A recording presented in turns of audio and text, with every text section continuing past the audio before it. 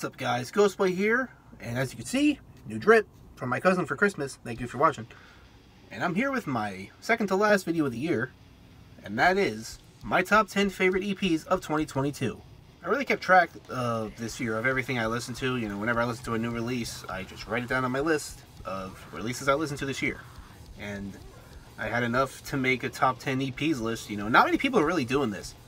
I always see, you know, favorite albums. I never really see, like, I see, like, top 5 EPs, top 3 EPs. I don't think I've ever seen a top 10 EPs list. Or at least a list on YouTube. On Facebook, I've seen it. But on YouTube, not as much. So, I'm happy to do that. Don't really have much of an introduction for this one. I mean, you know, it's my favorite EPs of the year list, and yeah. But before we do get into the list, I want to give one honorable mention. And that is the new EP by Peeling Flesh, Human Pudding. This is just some fucking brutal, disgusting, like, slamming brutal death with a meaty guitar tone. And, you know, I think they released something, I think, before this, right? I don't know. I don't know anything because I'm stupid.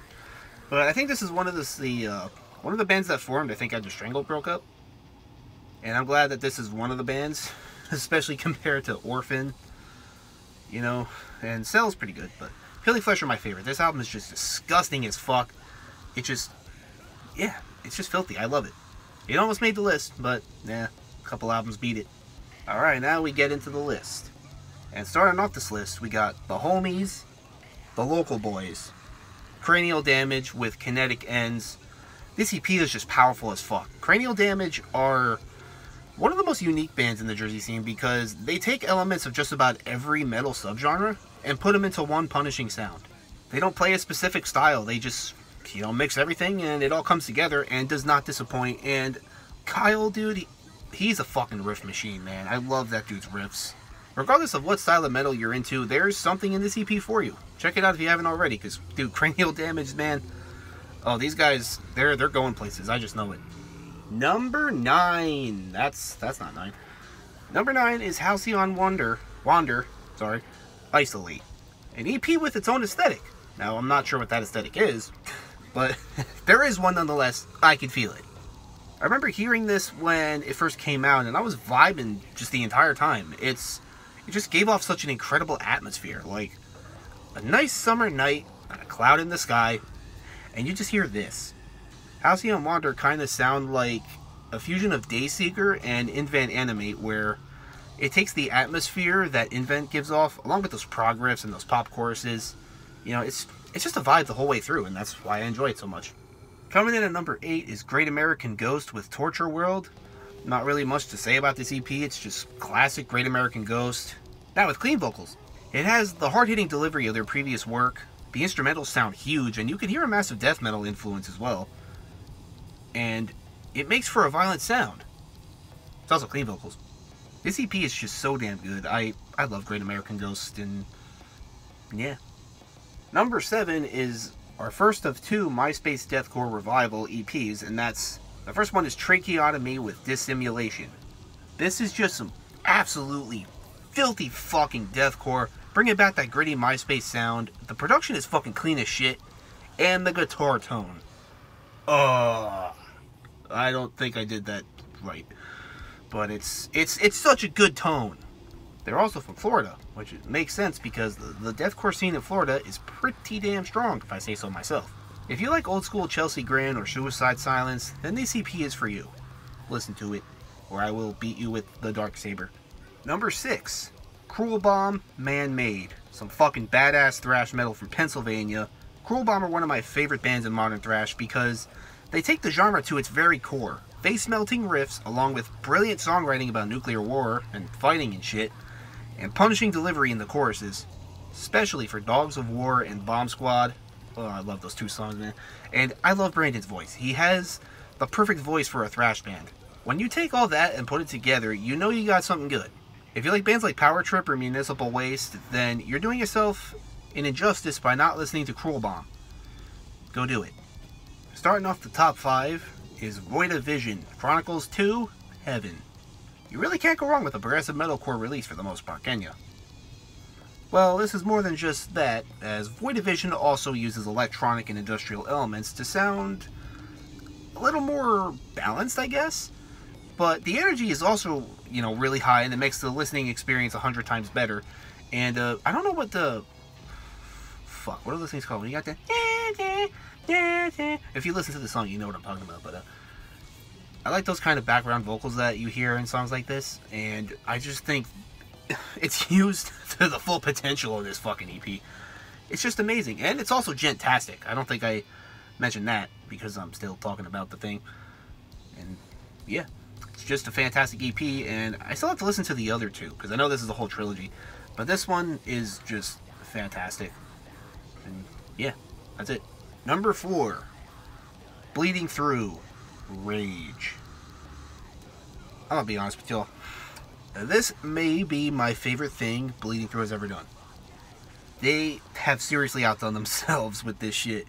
All 3 songs are absolutely incredible. It's everything you love about Bleeding Through. You know, face-melting riffs, the vocal delivery, the beautiful synth. Also, side note, Mange has been getting compared to Bleeding Through a lot lately.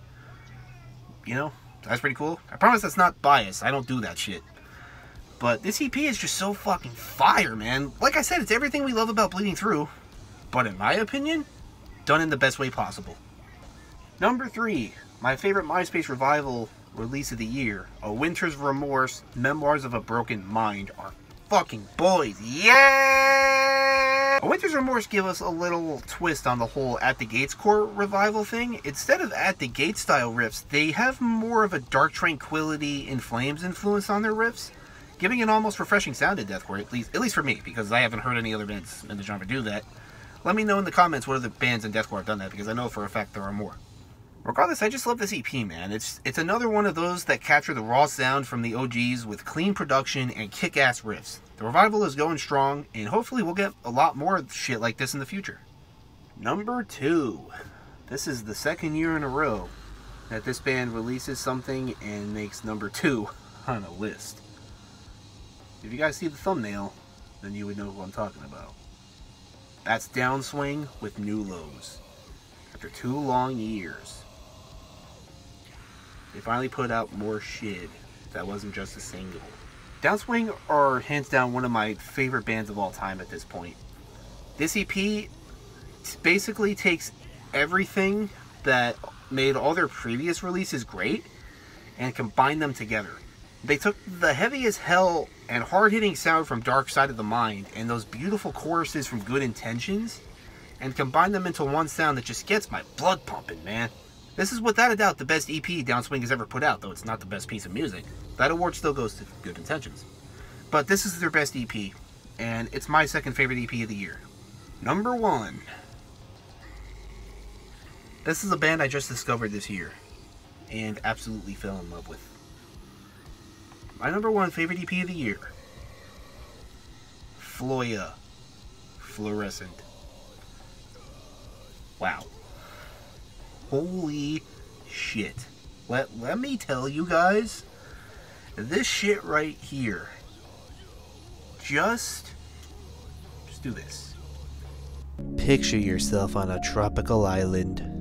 You're looking around you, seeing the beauty of nature, all the colors, the beach, the ocean, the palm trees, the clear blue sky. That's what this feels like. The best way I could describe Floya is if Time the Evaluator had more pop melodies, I guess. You know, they combine elements of prog, metalcore, pop, and very little synth, and it makes for such a fresh and unique sound that just makes you feel like you're on a summer vacation getaway. It's music, it just touches you. It just makes you, yeah. Fluorescent by Floya is hands down my favorite EP that I've heard this year.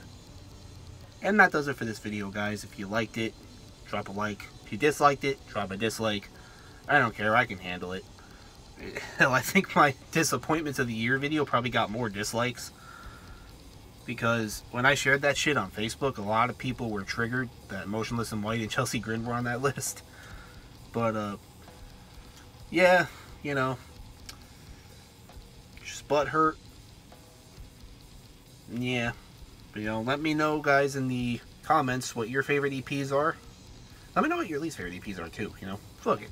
Let's discuss music. And, yeah, that's about it. I'll see you guys later in the week for my top 25 albums of the year video. Can't wait to put that out. Peace!